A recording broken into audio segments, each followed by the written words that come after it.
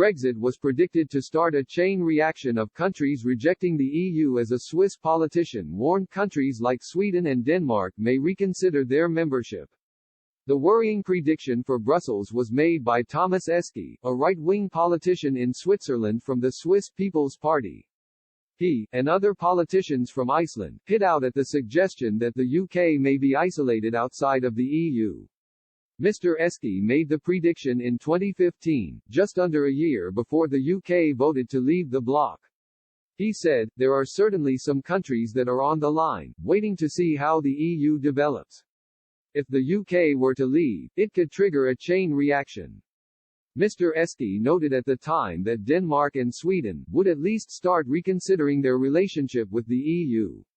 In 2016, 2 months before the UK voted to leave the EU, a poll in Sweden showed that the country could be inspired by Brexit. The survey by SIFO showed that 36% of Swedes would want to follow the UK out of the EU in the event of a leave vote. The poll was tight, however, as 32% said they would still want to stay in the EU. One of the main political parties in Sweden, the Sweden Democrats, has argued for Swexit, and may have had some impact on opinion in the country. A poll in June showed that Swedish voters had a less favorable view of the EU than they did at the beginning of 2020.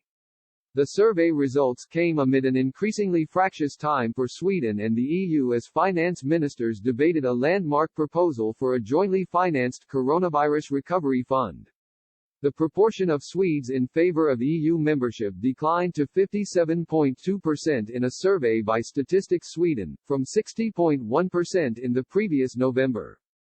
In 2019, German philosopher Ulrich Gerhardt echoed fears of a chain reaction in an interview with VPRO. She said, "It's a chain reaction. Brexit instigated Trump, which instigated the Austrians, who may instigate Marine Le Pen in France, who may instigate the AfD in Germany.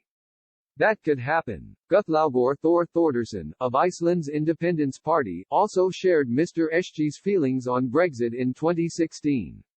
He rejected the idea Brexit would cause the UK to have less control of its trade. Mr. Thordarson said, "Those who say you cannot influence Brussels outside, they are the one who cannot even influence their own trade policy."